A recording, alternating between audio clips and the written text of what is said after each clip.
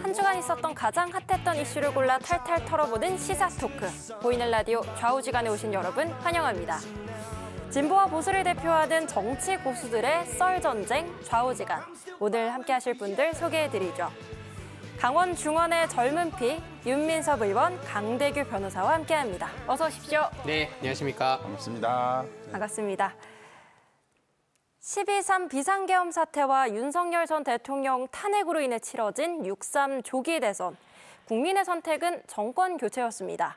오늘 좌우지간에선 새로운 대한민국 그리고 강원도는 이라는 주제로 이번 대선의 의미부터 강원도에 미칠 영향까지 자세히 이야기 나눠보도록 하겠습니다.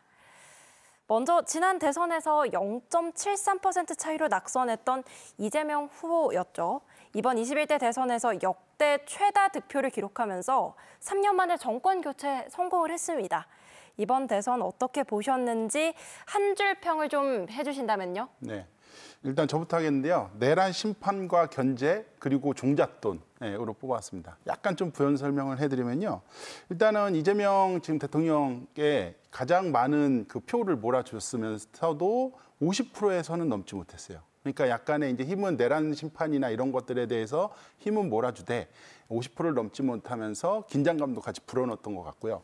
그리고 김문수 후보 같은 경우는 이제 40%를 넘지 못할 것으로 많이 예상을 했는데 40%를 가까스로 넘기면서 약간 견제 세력의 역할을 할 수 있는 의미를 부여를 했는데 과연 지금 국힘이 이 견제의 역할을 제대로 했을지 할 수 있을지 그건 좀 의문이 드는 것 같고요.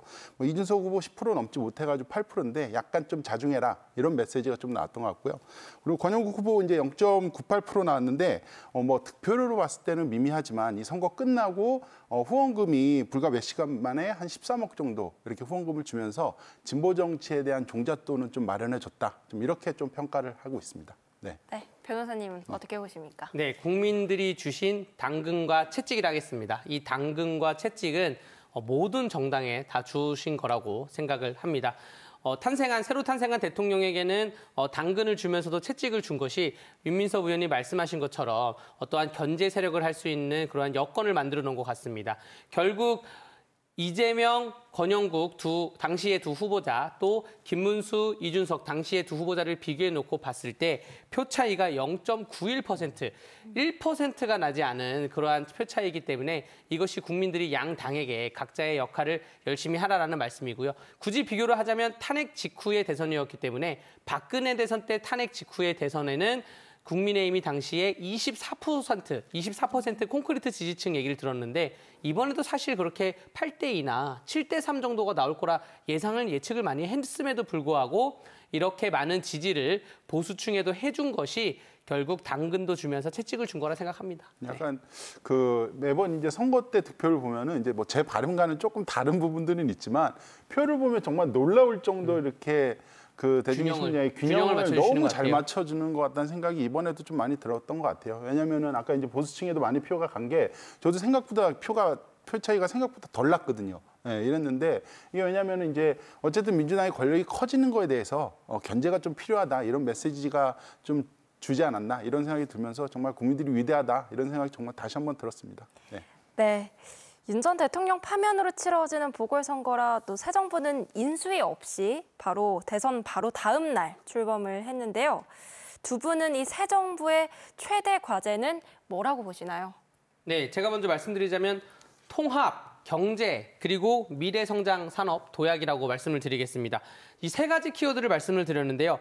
사실 2022년 대선과 또 작년 총선, 즉 현재 대선까지 또 그 이전 선거도 너무나 대한민국이 일도 양단이 되어 있어요. 사진을 보면. 또 정치적 보수, 진보 좌우뿐만 아니라 연령별로도 또 혹은 성별로도 너무나 나눠져 있기 때문에 이 국민들을 전체를 통합할 수 있는 통합 키워드가 중요하다고 보여지고요. 무엇보다 중요한 게 이제 서민 경제나 소상공인 경제가 중요하고 그러면서 국가 전반적인 산업을 발전시킬 미래도약 산업이 중요한데 다소 좀 아쉬운 점은 임기 오늘 둘째 날이거든요.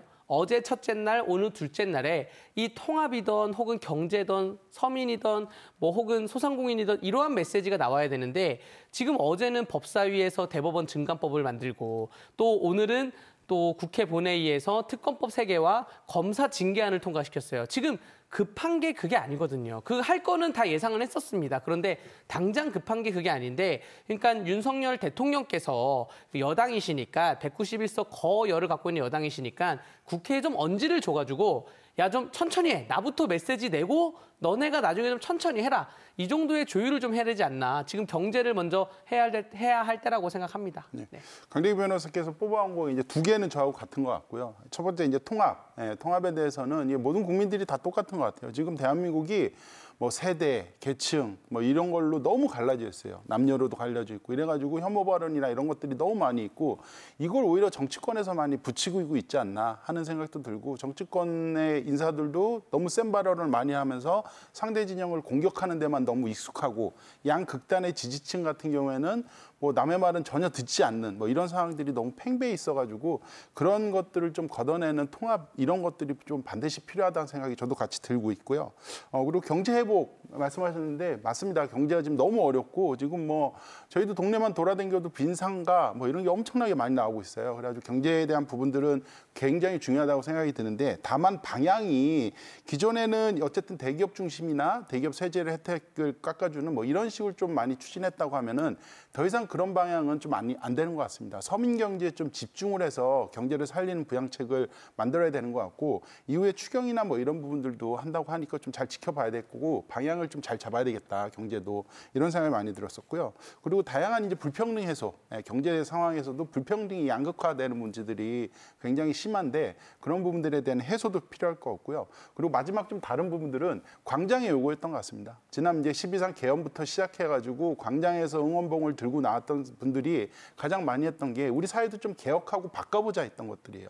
다양하게 뭐 사법개혁이니 언론개혁이니 뭐 이런 부분들도 더 이상 늦추지 말고 맨날 다음에 개혁 이런 거 말고 이제 이 타이밍에서 대한민국이 개혁을 하지 않으면 더 이상 대한민국의 미래가 없다. 좀 이런 부분들이 있어가지고 개혁 의제도 좀 속도를 내고 이런 것들이 좀 완결돼서 개헌까지도 더 이상 6공화국 체제가 아니라 이런 개혁 입법들을 잘 만들어서 제7공화국 시대로 좀 넘어갔으면 좋겠다. 좀 이런 것들이 좀 중요한 숙제가 되지 않을까 생각을 하고 있습니다. 지금 오늘 이 자리에 여당이 안 나왔으니까 제가 여당 입장으로 또 최대 과제 말씀드리겠습니다. 지금 민주당 여당은 내란 종식이라는 키워드로 최대 과제로 삼고 있을 거예요. 그런데 문재인 정부에서도 적폐청산이라는 키워드를 가지고 5년 동안 계속 똑같은 말을 했었거든요. 이 내란 종식 키워드를 끌기 위해서 특검법을 통과해서 수사를 끌지 않을까라는 걱정이 되고요. 아까 유민섭 의원님께서 추경을 말씀하셨는데 경제 살리기 위한 추경은 당연히 환영합니다. 그런데 작년 예산안에서 대통령 특활비 82억을 깎고 여러 가지에 대해서 대통령실 특활비나 검찰 특활비를 다 깎았어요. 근데 막상 이제 대통령실에 들어가서 보니까 다 이게 필요한 돈이거든요. 그 특활비를 다시 또 추경으로 살릴 건데 임기 6개월, 이미 6월 달이 지났죠. 1년에 82억인데 남은 6개월 동안 얼마를 살려놓을지 그게 좀 귀추가 주목되는 점입니다. 이번에 살리지 않았으면 좋겠어요. 이게 보여지는 게 지금 당장 출범을 했는데, 새 정부가 출범했는데 그거부터 논란이 되게 되면은 앞으로의 동력이 잃어버리고, 저는 이 대통령이 취임하고 나서 이 100일이 굉장히 중요하다고 생각이 듭니다. 이 100일 동안 잘하냐 못하냐가 5년 임기의 그 성과를 평가가 되는 부분들이 있어요. 대부분 대통령들이, 그러니까 역대 대통령들이 이 100일을 잘했느냐 못했느냐에 따라서 임기 전반을 영향을 많이 미쳤었거든요. 그러니까 이 100일 동안에 이런 불협화음이나 이런 특활비 논쟁들 이런 것들을 좀 걷어내고 정말 잘하는 모습을 국민들께 보여주어야지 이후에도 편안하지 않을까, 이런 생각이 좀 많이 들었습니다. 네, 새 정부 함께 기대를 해보도록 하겠습니다. 다음 질문 드릴게요. 이재명 대통령이 받는 형사재판의 향방에도 관심이 좀 쏠리고 있습니다. 헌법 제84조가 규정한 대통령 불소추 특권 적용 여부가 쟁점이 될 것 같은데요. 두 분은 좀 어떻게 보시나요? 사실 불소추 특권은 대통령에 대해서 소추하는 문제이기 때문에 지금 현재 갖고 있는 재판에 대해서는 법적인 쟁점은 없습니다. 그렇기 때문에 더불어민주당에서도 새로운 입법을 통해 가지고 재판을 정지시키려고 하는 것이고요. 지금 내각 구성이, 장관들에 대한 구성이, 그러니까 국무회의 구성이 재판정지법을 국회에서 만들면 그게 국무회의에 가가지고 논의를 해서 통과를 하고 공포를 해야 되거든요. 이 기간이 길까? 아니면 당장 6월 18일 날 있는 서울고등법원 파기환송심 유죄 취지의 재판부터 대법원까지 이 기간이 길까? 이 수싸움으로 다시 또 일자 싸움이 됩니다.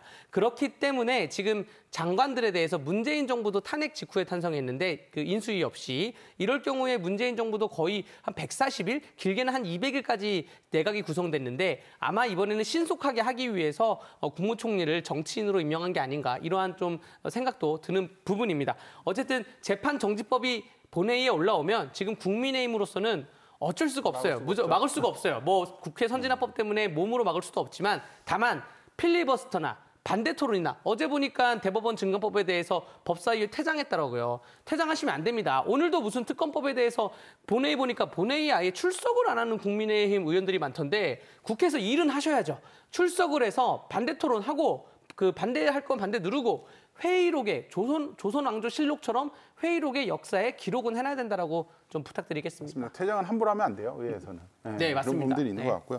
일단은 이재명 대통령이 이제 8개 사건, 12개 혐의, 5개 재판 이게 많아요, 사실. 근데 이제 당장 이제 6월 18일 날 이제 대법원에서 파기환송심 된 거를 해야 되는 부분들이 있는데 뭐 이런저런 논쟁이 있는데 결과적으로 재판이 제대로 진행되지는 않을 것 같아요. 사실 이제 민주당에서 법을 통과시키던 뭐 그걸 국무회에서 빨리 통과시키던 아니면은 법원에서 자체적으로 좀 그 법원 재판 기간을 조금 늘리던 뭐 이런 부분들이 있어서 이 재판이 제대로 될 것 같지는 않고 나중에 민주당에서도 이 법을 바꿀 것 같은데 저는 이렇게 생각합니다. 일단은 지금 헌법 84조 같은 경우가 대통령 불소추 특권이 임기 중에 발생한 것들에 대해서는 불소추가 되는데 그 전에 재판가 받고 있는 건 어떻게 되냐 이거에 대한 논쟁이 있는데 이거는 평상시에 좀 정리를 했었어야 된다는 생각이 들어요. 그러면은 아예 재판 받고 계신 분은 대통령이 못 나오는 법을 만들든가 아니면은 대통령이 됐으면 그걸 정지시키는 법을 아예 그냥 논쟁이 없을 때 확실한 대상자가 없었을 때 정리를 했으면 참 좋았을 것 같은데 어쨌든 지금 사상 초유로 이제 재판을 받으시는 과정에서 이분이 대통령이 되셔가지고 이제 논란이 있는 것 같은데 저는 어떻게 됐든지 재판이 좀 이제 늘어지고 민주당에서 법 개정을 한다고 하면은 그때는 대통령께서도 유감 표명 정도는 하셨으면 좋겠다. 어쨌든 이렇게 돼서 좀 혼란스러운 부분들에 대해서 죄송하고 다만 대통령 끝나고 나서 형 국민으로 돌아가서는 재판 제대로 받겠다. 이런 메시지 정도는 좀 내시고 정리를 하는 게 또 이거 갖다 너무 오래 끄는 것도 별 도움이 안 되는 것 같아요. 그래서 그렇게 메시지를 내시고 정리를 하고 이제 대통령 끝나면은 다시 재판 받겠다. 이런 것들을 좀 해주셔야 되지 않을까 하는 생각이 좀 들었습니다. 네. 그런가 하면 이 대선에서 패한 국민의힘이 앞으로 또 어떻게 될지도 이목이 집중되고 있습니다.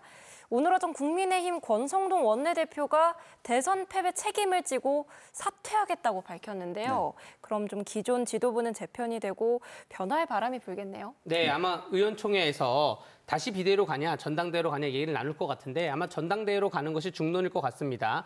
그러면 항상 이런 식으로 전당대회를 할 때마다 외부에서 사람을 데리고 왔어요. 뭐 황교안 대표를 데리고 오던 뭐 한동훈 그 전 당대표에 대해서 꽃길을 깔아줘가지고 데리고 오던 이렇게 했는데 그러한 방식보다는 지금 내부적으로 그냥 으쌰으쌰하는 분위기로 가는 것 같고요. 그 이유는 아까 말씀드렸다시피 41%의 득표율을 받은 것이 국민의힘 입장에서는 국민들께서 채찍도 줬지만 당근도 줬다고 생각을 했기 때문에 내년 지방선거를 앞두고 지금 있는 훌륭한 인사들을 가지고 심기일전을 해보자 이렇게 아마 정리가 되지 않을까 생각됩니다. 물론 그러한 과정에서 친한계, 친윤계라는 다툼도 있을 텐데 사실 뭐 친이 친박 예전에 이명박 박근혜 이 두 분이 한 10년 넘게 정치를 해와서 쌓은 계파거든요.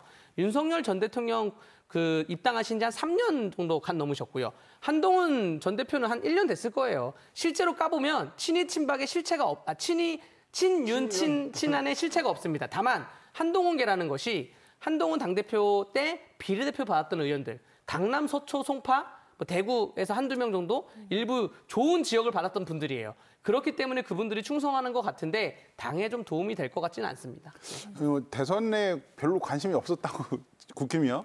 지난번에도. 근데 이제 본격적으로 당권 레이스가 시작되니까 관심이 아주 뜨거운 것 같습니다. 일단 권성동 의원께서는 진작에 사퇴하셨어야죠. 근데 너무 늦었고 그리고 친윤계가 지금 보는 게 약간 이제 아직까지도 이제 뭐 당대회를 하겠다. 그래가지고 새로운 지도부를 뽑겠다는 얘기가 없어요. 그러다 보니까 지금 이제 친윤은 약간 버티기 들어가는 거 아닌가 하는 생각이 들어요. 왜냐하면 김용태 비대위원장은 아니 저 사람 잘못도 없고 이제 한지도 얼마 안 됐고 젊고 하니까 그냥 그 비대위원장을 좀 앉혀놓고 다음에 당권을 잡기 위한 시간을 좀 벌면서 친윤계가 어떤 교통 정리를 하고 이런 좀 시간을 버는 거 아닌가 하는 생각이 들었었고요. 그리고 아까 말씀드렸듯이 40%가 넘은 게 이게 독이 든 성배인 것 같아요. 왜냐하면은 이 40%가 넘었고 특히나 이제 지역별로 봤을 때 지금 국힘의 의원분들이 수도권 의원분들이 거의 없어요. 그리고 영남이나 뭐 강원도나 이런 데 많이 포지션했고 그 본인들의 지역구에서는 지금 대부분 뭐 표차는 줄었지만 다 이겼거든요. 그러니까 이대로만 잘 버티고 있으면은 다음 총선에도 괜찮겠네라는 생각을 하실 거예요.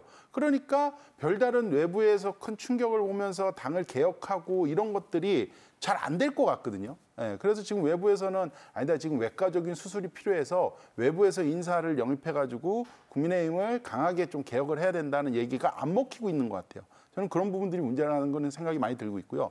이 41%가 왜 나왔냐, 저는 이렇게 생각이 들어요. 그러니까 국힘이 절대 잘해서 준 게 아니에요, 국민들이. 예, 왜냐하면은 아까도 말씀드렸지만 아니 지금 민주당이 의석도 굉장히 많고 행정부 권력까지도 잡고 하는 부분들이 있으니까 견제 심리나 이런 부분들이 발동을 해가지고 한 거지. 근데 국힘이 잘해서 준 게 아닌데 그걸 지금 착각하고 계신 것 같아가지고 우리 이번에 졌잘싸? 예, 졌지만 잘 싸웠다 이런 프레임이 너무 강해 있어가지고 그냥 시끄러운데 근본적으로 그런 개혁이나 뭐 이런 것들은 잘 되지 않을 것 같다. 좀 이렇게 좀 보고 있습니다. 아마 이렇게 흘러갈 수는 있을 것 같습니다. 그 18대 대선에서 문재인 전 대통령이 박근혜 대통령에게 패배하고 나서 당권을 잡은 다음에 19대에 당선됐어요. 탄핵 이후에 당선됐고 지금 이재명 대통령께서도 20대 대통령 선거에서 낙선하고 난 다음에 당권을 잡은 다음에 21대에서 당선됐어요. 그렇기 때문에 지금 김문수 후보자의 생각이 좀 가장 중요할 것 같습니다. 의총의 김문수 후보자가 어떠한 의사표명을 밝힐지에 대해서 거기에 좀 귀추가 주목될 것 같습니다. 김문수 후보는 당권 벌써 준비하고 계신 것 같아요.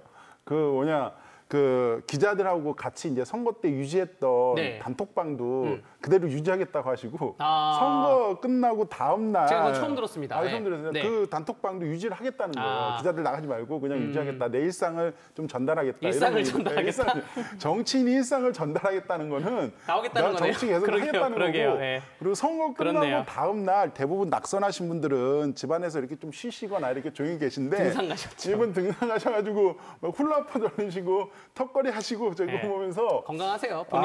본인 루틴대로 사신 그거를 겁니다. 다 이제 네. SNS에 올리셨더라고요. 저는 나쁘지 않다고 봅니다. 그래서 이번에 김문수 후보자이기 때문에 41%를 얻었다고 저는 생각하기 때문에 김문수 후보자의 경기도지사 시절 업적이나 뭐 장미랑 김연아 미담이나 설란영 여사의 뭐 보건휴가를 처음 제청했던가 타가소를 처음 운영했던가 이러한 것들 때문에 그 41%라도 얻었다고 생각했기 때문에 그렇기 때문에 나쁘지 않다고 봅니다. 그래서 몇 가지 이제 한동훈 후보가 정말 당권을 다시 도전할 거냐 이것도 한번 봐야 될 것 같고 네.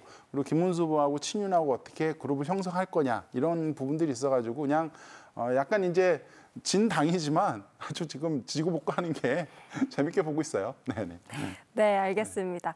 그리고 개혁신당 이준석 후보가 득표율이 10% 넘길지도 굉장히 큰 관심사였는데요. 결국 8.34% 한 자릿수 득표율에 그쳤습니다. 네. 일각에선 향후 보수정계 개편에서 이준석 후보의 역할이 좀 제한적일 거란 평가도 나오거든요. 어떻게 보시나요? 제한적이 될 겁니다. 그 3년 동안 국회의원 3명 있는 정당인데 3명 가지고 사실 할 수 있는 건 아무것도 없거든요. 사실 그 이준석 후보자께서 박스권에 이준석 후보자께서 김문수 당시 후보자에게 중도 확장성이 없다고 비판을 많이 했는데 근데 본인이 연령대로 보면 중도 확장성이 아예 없는 거예요. 연령 확장성이 아예 없는 거예요. 20대 남성들만 지금 투표를 한 선거만 지금 계속 반복되고 있거든요. 본인께서 박스권에 갇히셨고 강원도랑 비교해 봤을 때는 춘천 원주가 이재명 대통령께서 득표율이 높게 나왔습니다. 그 이유가 보자면 춘천 원주에 그 아까 이준석 후보자의 전국 지지율이 8.3%인데 춘천하고 원주에서 9.2랑 8.5가 나왔어요. 이게 왜냐면 대학 도시거든요. 강원대, 한림대, 또 뭐 성심대, 춘천교대, 성곡대가 있고 상지대, 한라대, 연세대 원주 캠퍼스가 있고 또 강릉 원주대가 있고 이러한 대학 도시에서는 전국적으로 이준석 후보자의 표가 높게 나오면서 김문수 후보자의 표를 약간 깎아먹은 게 좀 있습니다. 그렇기 때문에 춘천 원주에서는 의미가 있는 표심이 나왔지만 이준석 후보자 좀 고민이 많을 겁니다. 그 국회의원 생활은 3년이 남았는데 앞으로 어떻게 개혁신당을 이끌어가야 될까. 지금 첫 선거 끝나고 나온 멘트가 지방선거에 매진하겠습니다. 이런 멘트가 천하람 원내대표 입에서 나왔거든요.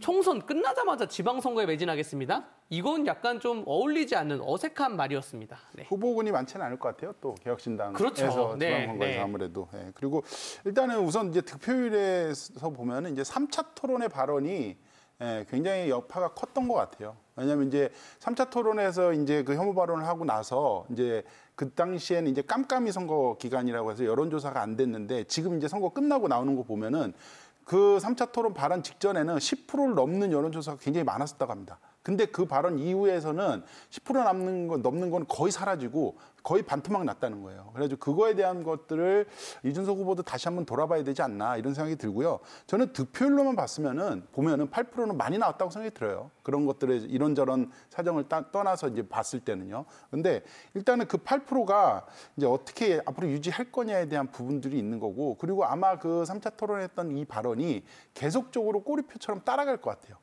그러면은 그 정치인의 생명이 조금 좋은 영향을 미치지 못하는 거 있고, 한 예로 들면은 예전에 이제 정동영 후보가 있었는데 이 노인 비하 발언을 한번 하신 다음에 그 여파가 거의 뭐 지금까지도 오고 있는 부분들이 있어요. 그래가지고 이런 부분들에 대해서 어떻게 단절을 할 거냐. 그리고 아까 말씀하셨듯이 이제 지금 20대 그 출구조사 결과로 보면은 20대 남성 지지율이 37.2%예요. 그러니까 거의 1등이거든요. 근데 예를 들면 이제 50대, 40대 이렇게 넘어갔을 때는 3%, 4%대거든요. 그러니까 격차가 너무 심한 거예요. 그러니까 이런 부분들을 어떻게 해소할 거냐에 대한 부분들이 좀 이순적 후보 입장에서는 굉장히 고민이 많을 것 같고, 그리고 또 한 가지는 이제 어쨌든 보수 진영의 합종 연행이 좀 있을 부분들이 있을 것 같은데, 예를 들면 이제 국힘이 지금 상태라면은 이준석 후보도 가기 어려운 거죠.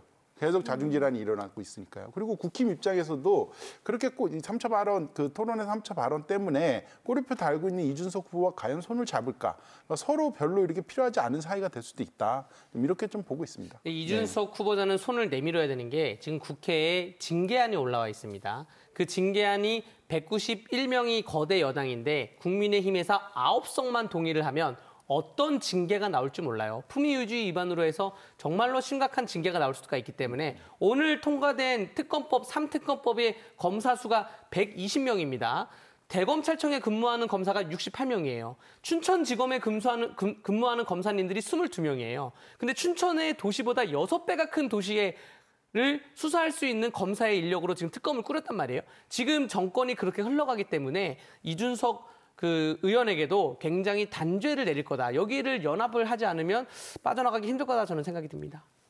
네, 그럼 이번엔 강원도 얘기로 좀 넘어가 보겠습니다. 강원도는 이 방송 3사 출구조사에서 이재명 후보가 다소 앞서는 걸로 나왔지만 실제 선거 결과는 이재명 후보가 43.95%를 얻어서 47.3%의 김문수 후보보다 득표율이 낮았거든요. 아까 언급을 해주셨다시피 춘천과 원주에서만 승리를 했는데 두 분은 이 강원 표심 어떻게 보시나요? 저는 이제 출구조사 보고 기대가 많았었는데 네. 실제 막상 이제 투표 다 이렇게 개표를 하는 거 보고 좀 실망이 좀 크긴 했습니다. 근데 좀 그래도 이제 강원도가 하나 특징은 강원도가 전국의 이제 광역시도 중에서 가장 접전이었어요. 그 표차가 3.35%로 가장 접전이었다. 이런 부분들이 있었을 때 기존에 이제 지난번 대선에서 봤을 때도 10% 넘게 이렇게 차이가 있었는데 많이 좁혀졌다에 대한 부분들에 대해서 나는 좀 의미를 가질 수는 있을 것 같고요. 그리고 이제 아쉬운 건 이제 아까도 말씀하셨지만 이제 춘천, 원주 제외하고는 나머지 지역들이 이제 전부 다 이제 그 김문수 후보께서 이제 이긴 이런 결과가 나와서 좀 안타깝긴 한데, 그래도 이제 지난번 대선 같은 경우에는 12만 표에 12.4% 정도 차이가 났는데 이번에 이제 3.4%도 그 차이가 한 10% 가까이 줄었어요. 10% 가까이 더 이제 얻은 거예요. 이런 부분들이 있어서 그나마 좀 다행이다라는 부분들이 있고요. 그리고 춘천이나 원주, 강릉, 그리고 속초, 고성, 속초, 양양 이 정도는 그 표차가 굉장히 줄어들었던 거에 대해서 의미를 좀 둬야 되지 않을까 이런 생각이 좀 들고 있습니다. 네.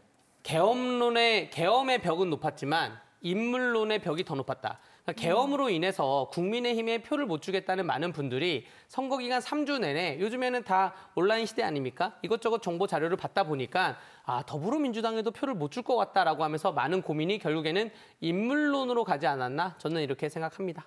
인물론 플러스 인물론은 얘기를 하시는데 저는 견제론. 견제로. 견제로. 견제하는 부분들이 보수층에서 좀 견제도 많이 들어갔던 것 같고 약간 중도 보수 측에서도 이재명 후보나 이제 그 당시에 후보나 이제 민주당에게 너무 많은 권력이 가는 거 아니야? 뭐 이런 걱정들이 좀 많이 있었던 것 같습니다. 네, 이재명 대통령 당선으로 보수세가 강한 강원 정가에도 좀 변화의 바람이 불 거란 전망이 나오고 있는데요. 거대 집권 여당이 된 민주당이 이 상승세를 내년 지방선거까지 좀 이어갈 수 있을지 주목이 되는데요. 두 분은 어떻게 전망하시나요? 저는 항상 방송 때마다 말씀드렸다시피 우리 강원도민들은 합리적이고 현명하게 인물론에 인해서 선택을 해왔어요. 총선이든 지방선거든. 지금 지방선거 기초단체장 시장 군수님들이나 강원도의 국회의원님들이 다 인물론에 의해서 평가를 받은 분들입니다. 그래서 그 1년 앞둔 지방선거도 결국 그 당시에 뭐 정치 지형이 문제가 있긴 하겠지만 그래도 각 당에서 뭐 전과자가 없는 사람을 공천을 주던가 혹은 도덕성이 있는 사람을 공천을 주던가라고 한다면 그러면 인물론에 의해서 선택을 받을 거고 다만 좀 걱정되는 게 이게 예전에도 한번 문재인 정권 시절에도 이런 게 좀 있었는데 기본소득에 대한 그 예산이 잡히면서 내년 지방선거를 앞둔 한 1개월 안팎으로 기본소득 월 25만 원이 만약에 풀린다? 그러면 이제 표심이 많이 바뀌더라고요. 당장에 눈앞에 있는 그 25만 원이 들어오면 이게 다음 달에도 또 들어오는 거야? 정권을 유지하면 돈을 들어오는 거야? 라는 그러한 생각에 우리 강원도민들에게 혹세무민하지 않았으면 좋겠습니다. 필요한 뭐 기본소득이나 이런 거는 잘 따져서 예산 범위 내에서는 좀 필요하다고 생각이 많이 들어요. 그런 것들이 꼭 여야가 됐든 어디가 됐든 간에 그런 것들은 선거철에 이용하는 것들이 아니라 정말 국민 복지를 위해서 필요하다고 하면은 누가 됐든 그런 기본소득이나 이런 것들은 추진을 했으면 좋겠다는 말씀 드리고요.